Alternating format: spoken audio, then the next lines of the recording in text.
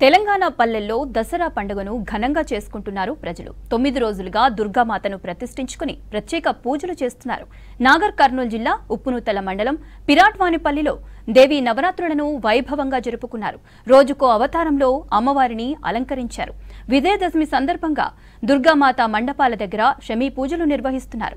9 రోజులు అమ్మవారి దగ్గర మహిళా భక్తులు కోలాటాలతో సందడి చేశారు. చిన్నారులు, యువతులు బతుకమ్మ దాండియాలతో ఆకట్టుకున్నారు. ఏటా గ్రామంలో అమ్మవారి నవరాత్రులను ఘనంగా చేసుకుంటామని చెప్పారు మండప నిర్వాహకులు.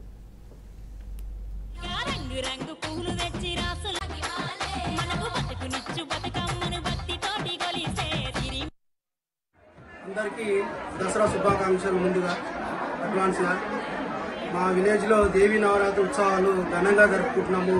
రోజు ఒక అమ్మవారి అవతారంగా మేము అలంకరించుకోవడం జరిగింది.